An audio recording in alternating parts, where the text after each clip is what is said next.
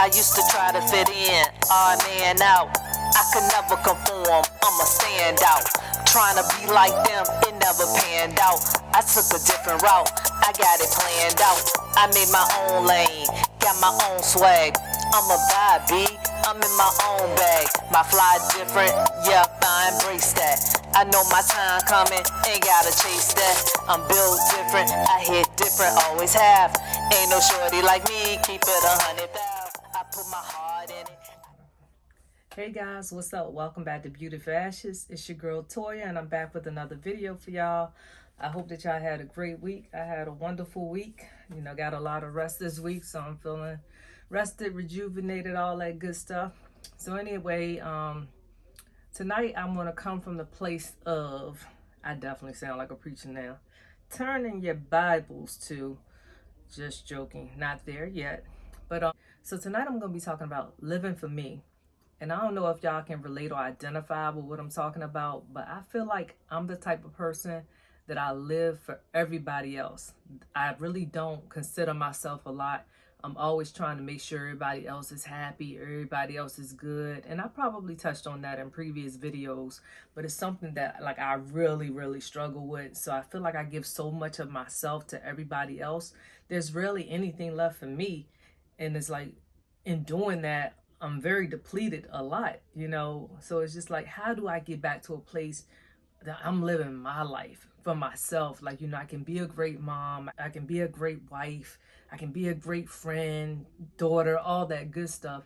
But how do I carve out a part of my life that's just for me, where I'm not constantly having to think about someone else and their feelings, or you know, just making sure that I show up for everybody else. It's like, you know, sometimes you got to take a break from people and you have to show up for yourself, because you can't really count on other people to do that. People will suck you dry, like literally. People will keep taking and taking and taking and taking. And, you know, if you're like me, you'd be like, well, if I'm doing all this giving, at some point I'm going to be receiving. At some point people are going to give back to me. At some point people are going to pour into me.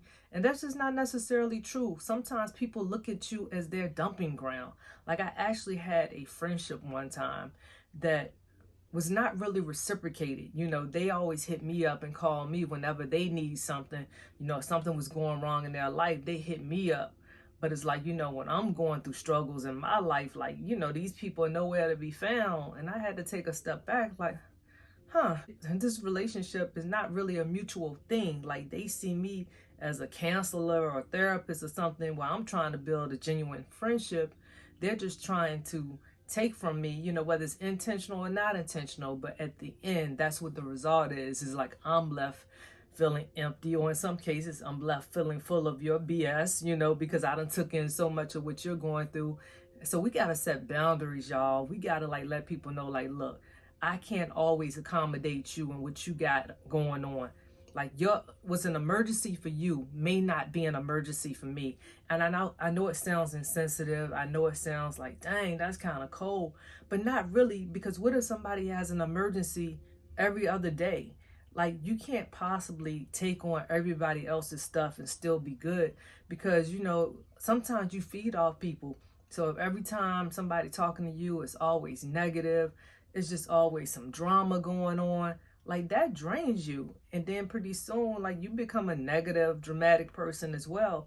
So you have to take a stand, like, you know what? I'm cool on you for a little bit. Let me get some time for me. Let me get some time to like back away from that situation. Let me surround myself with positive thoughts, positive people, people that's trying to go higher, not people that's trying to bring me down.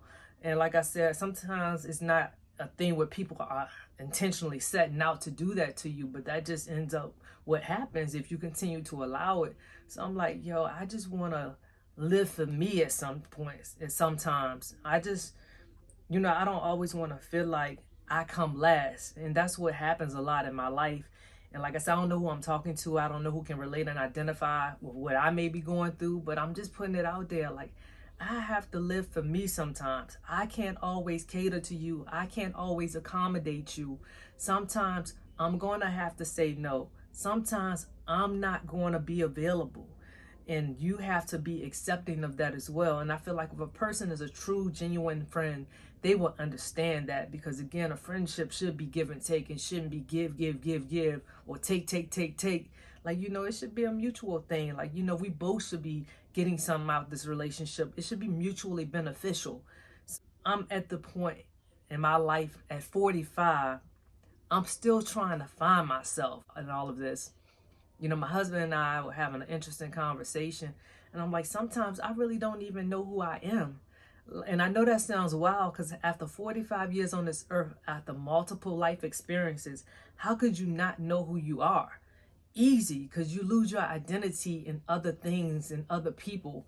You get used to being a wife, so you just operate as a wife, and you do your wifely duties, and you take care of home and all that, and you get used to being a mom, so you're always making sure the kids are good and they're fed and they're at soccer practice or basketball practice or wherever they need to be. They're getting loved on, and then you have you're having to be the good supportive friend, because you may have friends that are going through things, and you got to be there for them, and you want to be a shoulder to cry on, and you want to be there to celebrate things, and before you know it, you like being pulled in so many directions.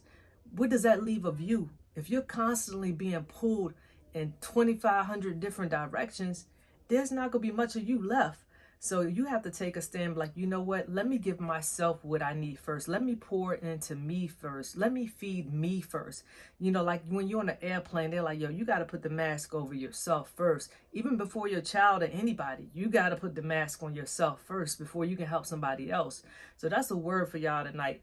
Put the mask on you first. Help yourself first before you try to help all these other people. And that's a message for me too. So I ain't just talking to y'all. I'm talking to me too. Self-care is important. So you have to be able to take time for yourself, whether it's retail therapy, whether it's treating yourself out to a nice meal, whether it's massage therapy, whether it's therapy, but you have to do some things for yourself to build yourself up.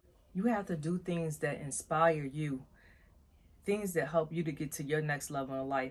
Like, everybody don't always have your best interest. Everybody around you ain't always for you. People are not always wanting you to be successful. Sometimes people cannot stand to see you go higher than them or to do better than them. So you need people in your corner that really, really got your back. People that's really going to support you and encourage you and be there for you and be a cheerleader for you, just like you've been for them. So we have to stop feeling guilty for putting ourselves first, guys. We have to put us first sometimes. We have to say no to people. We have to say no to things if it's going to take away from us. So a lot of times I will sacrifice myself for the betterment of somebody else, or I will sacrifice myself for the happiness of somebody else. And I'm like, what am I doing? Like, I've always been a people pleaser. I've always sought approval and validation from others, but no more. I'm tired of it. Like, I am a strong, beautiful Black woman, and I am tired of being a doormat for other people. I want to be valued. I want to be appreciated. I want to be respected. So today going forward, y'all, we're going to set boundaries in our lives. We're not going to allow people to just walk over us and take from us. We're going to take a stand, and we're going to say no when we need to say no. We're not going to overcommit. We're not going to overextend ourselves. When we had enough, we're going to let it be known that we've had enough. We're going to set our limits. We're going to raise our standards. We are just going to focus on us. Finally, we're going to put us first. And guess what? It's okay. It's going to be okay to say yes to you and no to something or someone else. Trust me, when we do this, y'all, our life will change forever. We're never going to be in a position where we're feeling drained and depleted, because we're going to do what's necessary for ourselves and our self-care. Anyway, guys, I hope you like my video. I really hope you got something out of it.